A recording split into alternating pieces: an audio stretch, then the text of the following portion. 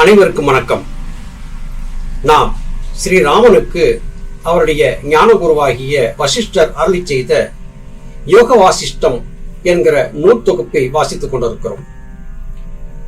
எண்ணற்ற விளக்கங்களை வசிஷ்டர் சொல்லி வருகிறார். கடந்த பதிவுகளிலே நாம் பார்த்தது லீலாவதி என்கிற பெண்ணுக்கும் சரஸ்வதி தேவிக்கும் இடையிலே நடைபெற்ற உன்னதமான கருத்துக்கள் பொதிந்த உரையாடல்களை, கனவு வாழ்க்கையை வாழ்ந்திருக்கக்கூடிய காரணத்தால் ஆன்மாவை பற்றியதான புரிதல் ஒருவருக்கு ஏற்படுவதில்லை என்பதை புரிந்து கொண்டோம். நாம் வாழ்ந்திருக்கும் இந்த வாழ்க்கை கனவு வாழ்க்கை என்பதை இந்த கனவு கலையும் போதுதான் புரிந்து கொள்வோம். மரணம் என்பது இந்த உடலுக்கு, ஆன்மாவுக்கு அல்ல. ஆன்மா கண்ட சொப்பனம்தான் இந்த பஞ்சபூதத்தால் உருவாக்கப்பட்ட உடல் வாழ்க்கை. இந்த சொப்பனம் கலையின் போது இது பொய் என்பதை ஆன்மாவாக இருக்கும் ஒருவர் புரிந்து கொள்கிறார். தன்னை ஆன்மாவாக புரிந்து கொள்ள வேண்டும் என்றால் இடைவிடாத யோக பயிற்சியும் விடாமுயற்சியும் அவசியம் என்கிற கருத்துக்களை கடந்த பதிவிலே பார்த்தோம். தொடர்ச்சியாக இன்னும் பல நல்ல கருத்துக்களை இன்றைய பதிவிலேயும் பார்க்க இருக்கிறோம். ராமன் வசிஷ்டரிடம் கேட்கிறான், லீலாவதி ஏன் தன் பிள்ளையாகிய ஜேஷ்ட சர்மாவுக்கு தன்னுடைய சுயமான தரிசனத்தை கொடுக்கவில்லை? வசிஷ்டர் சொல்லுகிறார், பூதகுடலை உடையவர்கள் பூதகுடலுடன் இணைப்பவர்களைத்தான் உணர முடியும். லீலாவதியோ அந்த சமயத்திலே சூட்சும சரீரத்துடன் இருந்தாள். ஆகையால் ஜேஷ்ட சர்மாவால் உணர முடியவில்லை. மேலும் லீலாவதிக்கு சற்று ஞானம் உதயமாகி இருந்தபடியால் பிள்ளை, உறவினர் என்ற அஞ்ஞானம் அவளுக்கு இல்லை, வாஞ்சை இல்லை. ஆனால் ஏன் அவனுக்கு அனுக்கிரகம் செய்தாள் என்றால் சித்தின் குணமே எல்லோரையும் சந்தோஷப்படுத்துவதுதான். பிறகு இருவருமாக லீலாவதியின் அந்தப்புறம் அடைந்து அங்கே ஒருவருக்கொருவர் சங்கல்ப நிலையிலேயே சம்பாஷித்துக் கொண்டார்கள். அப்பொழுது லீலாவதி தன் குமாரன் ஏன் தன்னை பார்க்கவில்லை என்று சரஸ்வதியை கேட்டாள். லீலாவதிக்கு துவைத பாவம் நீங்காமல் இருந்தபடியாலும், மேலும் அவள் சூக்ஷ்ம சரீரத்தில் இருந்தபடியாலும் ஜேஷ்ட சர்மாவால் உணர முடியவில்லை என்றும், பிற்பாடு துவைத பாவம் நீங்கியதும் வனதேவதையாக தரிசனம் கொடுக்க இயன்றது என்றும் சரஸ்வதி சொன்னாள். இதனால் லீலாவதியின் சங்கல்பம் சத்தியமானதாக ஏற்பட்டது. பிறகு லீலாவதி தன் கடைசி முறையாக தன் கணவனை ஒரு தரம் பார்க்க வேண்டும் என்று இச்சித்தாள். அதற்கு சரஸ்வதி சொன்ன பதில், நீ இதுவரையில் 800 ஜென்மம் எடுத்தாயிற்று. இவைகளில் கடைசியாக ஏற்பட்ட ஜென்மத்தை பற்றி சற்று முன்புதான் உனக்கு சொன்னேன். பத்மனின் உடல் சமமாக அந்த புறத்திலே மூடப்பட்டிருக்கிறது. கொஞ்ச நேரம் முன் உன் சங்கல்பத்தில் தோன்றிய பர்த்தா இன்னொரு உலகத்திலே சம்சாரத்திலே மூழ்கி ராஜ்யபாரம் செலுத்தி வருகிறான். ஆகவே இம்மூவரில் எந்த பர்த்தாவை பார்க்க இச்சைப்படுகிறாய் என்று கேட்டாள். எப்படிப்பட்ட அதிர்வடியான விளக்கம் இங்கே வருகிறது பாருங்கள். இந்த உடலை நீங்கி சென்றான பிறகு தன்னுடைய கடந்த பிறவி மட்டுமே நினைவிலே இருக்கிறது. அதற்கு முந்தைய பிறவிகள் நினைவிலே இல்லை. சரஸ்வதி சொல்லியதை போல லீலாவதி 800 பிறவிகளை எடுத்திருக்கிறாள் என்று தெரிந்து கொள்ள முடிகிறது. அந்த 800 பிறவிகளிலே எத்தனை மனித பிறவிகள் என்று இங்கே சொல்லப்படவில்லை. எண்ணற்ற பிறவிகள். பரிணாம வளர்ச்சி என்பதும் இப்படித்தான் இருக்கிறது. ஒரு மனிதன் புல்லாக, பூடாக, புழுவாக, மரமாக, பறவையாக, பலவித மிருகங்களாக, இப்படி எண்ணற்ற பிறவிகளை எடுத்து அதன் பிறகு மனித பிறவியை அடைகிறான். பொதுவாக மனித பிறவி 7 வாய்ப்புகள் கொடுக்கப்படும் என்பதாக தெரிந்து கொள்ள முடிகிறது. அதிலே இந்த லீலாவதி என்கிற பெண் கடந்த பிறவியை மட்டும் நினைவிலே வைத்திருக்கிறாள். அதற்கு முந்தைய பிறவிகள் அவளுக்கு நினைவிலே இல்லை. ஆனால் அவளுக்கு அவருடைய முந்தைய பிறவியையும் நினைவுபடுத்திய சரஸ்வதி தேவி, உன்னுடைய முந்தைய பிறவிகளின் கணவர்கள் 3 நிலைகளிலே இருக்கிறார்கள்.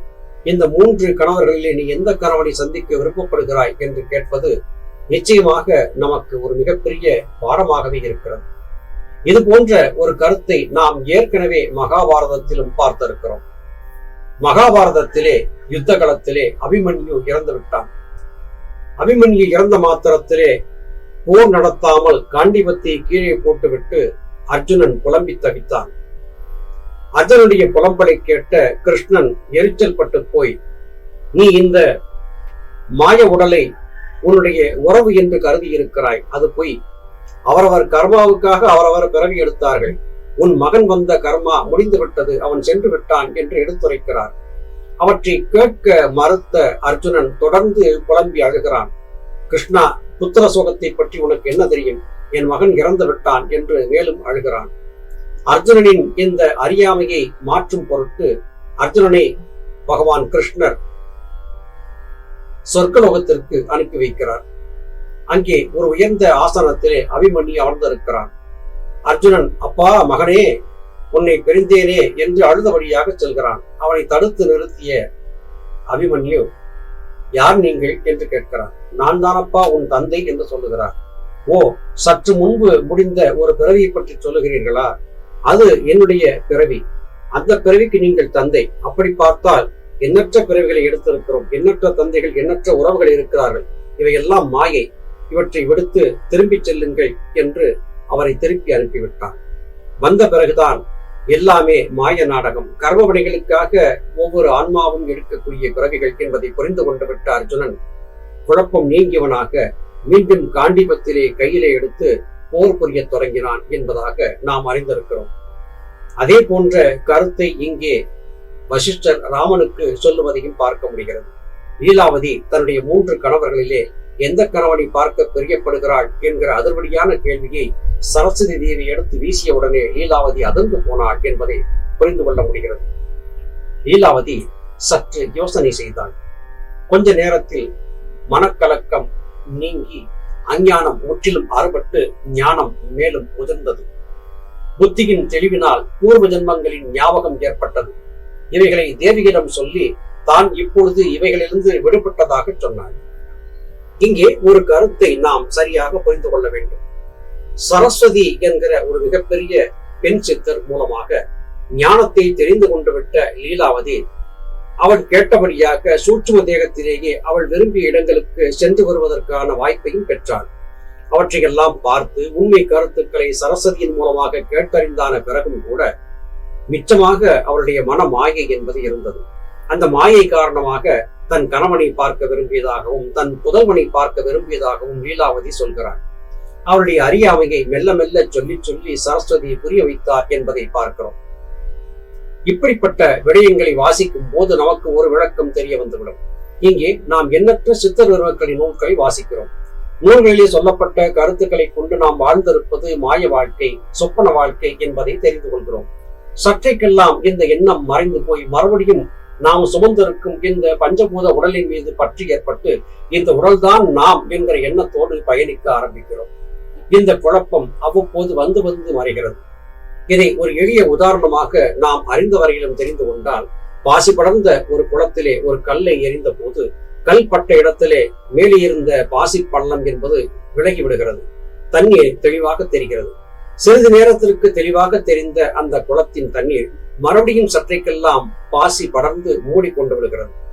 இப்படித்தான் நாம் வாழ்ந்திருக்கும் வாழ்க்கையிலே நமக்கு ஞானம் ஏற்படுவதும் அஞ்ஞானம் ஏற்படுவதும் அவ்வப்போது வந்து வந்து மறைந்து கொண்டே இருக்கிறது. இது காரணமாகவே நாம் திரும்ப திரும்ப இந்த மாதிரியான ஞான நூல்களை வாசிக்க வேண்டியது அவசியமாகிறது. தொடர்ந்து இதை வாசித்துக் கொண்டே இருப்பதால் மாத்திரமே நாம் இந்த உடல் மீது வைத்திருக்கக்கூடிய பற்று என்பது நீங்கும். இந்த உலகப்பற்றுக்கள் நீங்கும். நாம் வாழ்ந்திருப்பது சொப்பன வாழ்க்கை என்பது புரிய வரும். ஒரு விடயத்தை ஒரு முறை சொன்னால் மனிதனால் ஏற்றுக்கொள்ள முடியாது. திரும்ப திரும்ப ஒரு விடயம் சொல்லப்பட்டு அதன் உண்மை தத்துவங்களை அவன் எப்போது உணர்கிறானோ அப்பொழுது மாத்திரமே இந்த மனமயக்கம் மாயை என்பது நீங்கும். ராமன் கேட்கிறான், மிகவும் கணம் பொருந்திய பிரம்மாண்டமாய் உள்ள பிரபஞ்சத்தை விட்டு இந்த ஸ்திரீகள் இருவதும் எப்படி வெளிக்கிளம்பினார்கள் என்று கேட்கிறான். இந்த ஸ்திரீகள் இருப்பிடத்தை விட்டு எங்கேயோ வெகு தூரம் போகவில்லை. இந்த பிரம்மாண்டம் முழுவதும் ஒவ்வொரு அணுவிலும் அடங்கி இருக்கிறது. ஆகையால் பிரபஞ்சத்தின் எல்லையை அடைய இவ்விடத்திலிருந்தே முடியும். இவ்விதமே அந்த ஸ்திரீகளும் பிரம்மாண்டத்தை சுற்றி பார்த்தார்கள். பிராமணன் அரசனாக இருக்க சங்கல்பம் செய்து கொண்டார்கள்.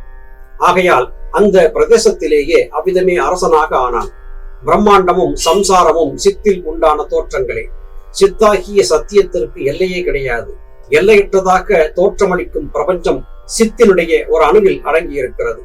சித்தில் ஒரு அசைவு ஏற்பட்டால் அதிலிருந்து ஸ்பந்த யுக்தி, வேவ்ஸ் ஆஃப் மெடிடேஷன் என்று சொல்லுகிறார்கள்.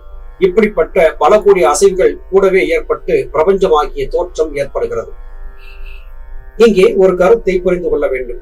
மனதிற்கு 4 முகங்கள் இருக்கின்றன. மனம், புத்தி, சித்தம், அகங்காரம். இதிலே புத்தி, அகங்காரம் ஆகிய இந்த இரண்டும் பஞ்சபூதங்களால் உருவாக்கப்பட்ட இந்த உடலோடு மாத்திரமே தொடர்பு கொண்டிருக்கின்றன. புலன்கள் வழியாக மாத்திரமே இந்த அகங்காரம் என்பதும் புத்தி என்பதும் பயணிக்கிறது. ஆனால் சித் என்கிற சித்தம் என்பது ஆன்மாவோடு இணைந்ததாக இருக்கிறது.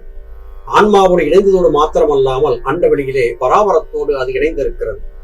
இந்த சித் என்கிற அறிவுதான் சிருஷ்டியை உருவாக்குகிறது. அதாவது நாம் மறுபடியும் பிறக்க வேண்டும் என்ற சூழலை ஏற்படுத்துகிறது, மாயையை உருவாக்குகிறது. இந்த சித் என்பதும் சலனப்பட்டுக் கொண்டிருக்கக்கூடிய ஒரு ஆற்றல். இது எப்போது மேலே சென்று ஜீவனோடு இணைந்து விடுகிறதோ அப்போது இது எதுவுமே இல்லாமல் வெறுமை, அதாவது சூனியம் என்பது உருவாகும். இந்த சூனியத்தை அடைவதற்கு முன்பாக சித்தம் என்கிற அறிவை கொண்டு நடக்கக்கூடிய பற்பல விதமான விஷயங்கள் தான் நாம் வாழ்ந்து கொண்டிருக்கக்கூடிய இந்த உலக வாழ்க்கை. இதுதான் உண்மையான தத்துவம். இந்த தத்துவத்தை புரிந்து கொண்டு விட்டால் ஞானம் என்பதை புரிந்து கொள்வது சுலபமாக இருக்கும். பிறகு இந்த ஸ்திரீகள் இருவரும் மறுபடியும் உயரக் கிளம்பி பிரபஞ்சத்தின் எல்லையை கடந்து சந்திரலோகம், சூரியலோகம், சூரிய கிரணங்களை எட்டாத காடாந்த இருட்டாகிய பிரதேசங்களையும் கடந்து பரமசாந்தமும் தேஜஸும் நிறைந்த பிரம்மலோகத்தை அடைந்தார்கள். அவ்விடம் விட்டு புறப்பட்டு பத்மனாக இருந்த அரசன் தற்சமயம் அரசாட்சி செய்து வரும் உலகத்தை அடைந்து அங்கே கண்டதாவது, மற்றொரு சிற்றரசன் இந்த ராஜ்யத்தின் மீது படையெடுத்து வந்து இரு சேனைகளும் உக்கிரமாக போர் புரிவதையும், இக்காட்சிகளை காண வந்த அப்சரஸ், கிண்ணரர், வித்யாதர்கள், முனிகளையும் லீலாவதி பல பிரதேசங்களை கடந்து சங்கல்பத்தில் என்று நாம் அறிய வேண்டும். இருப்பிடத்திலேயே சங்கல்பத்தால் ஒவ்வொரு பூத சம்பந்தத்திலிருந்தும் விடுவித்துக் கொண்டு கடைசியிலே அறிவு என்னும் சத்தியத்திலே மனத்தை லயப்படுத்தினாள். இந்நிலையில் அவளுக்கு இதர மனத்தில் நுழைந்து பார்க்கும் சக்தி ஏற்பட்டது. இங்கே ஒரு விடயத்தை சரியாக புரிந்து கொள்ள வேண்டும். இந்த மனம் என்பது புலன்கள் வழியாக வெளியே சென்று கொண்டிருக்கக்கூடிய அகங்காரம், புத்தியோடு சம்பந்தப்பட்டிருக்கிறது. இதை உண்மை என்று கருதி இருக்கிறோம். கனவு என்பது ஏற்படும் போதும் இந்த இரண்டும் சேர்ந்து ஒரு மாய நாடகத்தை நடத்துகின்றன.